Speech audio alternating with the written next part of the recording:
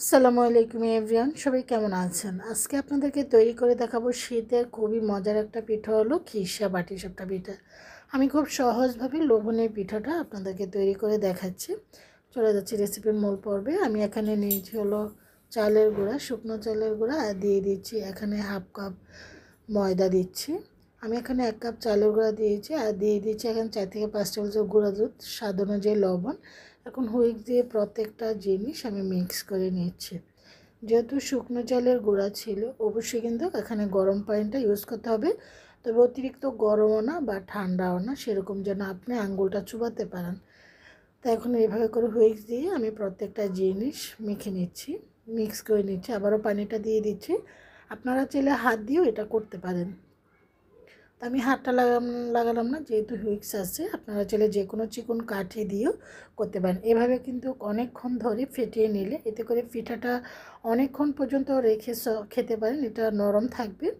তো এভাবে করে মিক্স করে নিচ্ছি। এই যে দেখুন এটার ব্যাটারটা কীরকম হয়েছে।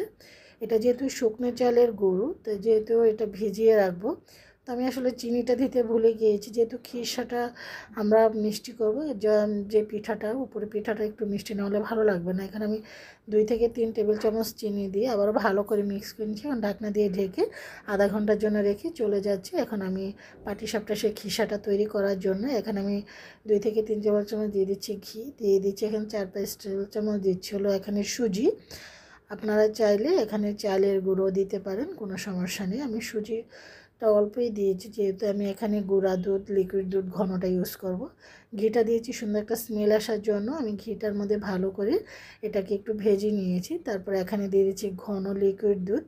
এখন ভালো করে, আপনি চাইলে পানিও দিতে পারেন, কোনো সমস্যা নেই। এখন দিয়ে দিচ্ছি হলো চিনি। মিষ্টিটা আসলে যা যে টেস্টের উপর নির্ভর করে। এখন 4 থেকে 5 টেবিল চামচ দিয়েছিল গুঁড়ো দুধ, আর দিয়েছি 1 চিমটি দিয়েছিল এখানে লবণ। যেহেতু যে কোনো মিষ্টি খাবারে 1 চিমটি লবণ দিলে এটা টেস্টের ব্যালেন্সটা ঠিক থাকে।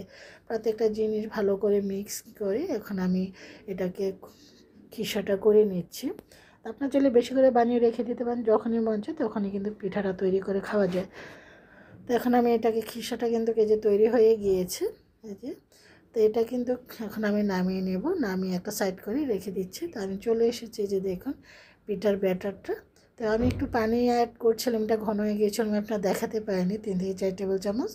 তো ফ্রাইং প্যানের মধ্যে একটু তেল দিয়ে তারপর টিস্যু দিয়ে মুছে নিচ্ছি। এভাবে করে আপনি কড়াইতেও বানাতে পারেন। তো একটা সাইড করে এভাবে করে দিয়ে তারপর চারদিকটা এভাবে করে ঘুরিয়ে নিলেই হবে। তো ফ্রাই প্যানে বানাতে পারেন, কড়াইতে যার যেটা সুবিধা, যার যেটা আছে। তারপর আমি এখনই ওপর দিয়ে খিসাটা দিয়ে দিব। খিসাটা এভাবে করে বিছিয়ে দিচ্ছি, এই যে লম্বা করে। আপনারা যার যার পছন্দ অনুযায়ী কিন্তু পাটিসাপটা পিঠাগুলো বানাতে পারেন। এই যে দেখুন খুব সুন্দর কিন্তু এখানে চারদিকটা কিন্তু হয়ে গিয়েছে। এখন ফোল্ড করে নিচ্ছি আমি পিঠাগুলো। এভাবে করে চারদিকটা এভাবে গড়িয়ে গড়িয়ে কিন্তু নিলেই কিন্তু পিঠাগুলো খুব সুন্দরভাবে হয়ে যায়। আসলে আমরা তো বাঙালি, আমরা পিঠা খেতে খুবই পছন্দ করি। তো আমার কিন্তু পিঠা হয়ে গিয়েছে। তো আমার সবগুলো পিঠে বানানো হয়ে গিয়েছে। এত সফট হয়েছে পিঠাগুলো, ভেঙে যাচ্ছিলো, আমি উঠাতে নিয়েছি আর কি। তো এখন একটা পিঠা আপনাদেরকে ভেঙে দেখাচ্ছি। আলহামদুলিল্লাহ এত মজা হয়েছে, আপনারাও ট্রাই করতে পারেন এই শীতে মজাদার খিরসা পিঠাটা সুজি দিয়ে। সবাই ভালো থাকেন, আল্লাহ হাফিজ।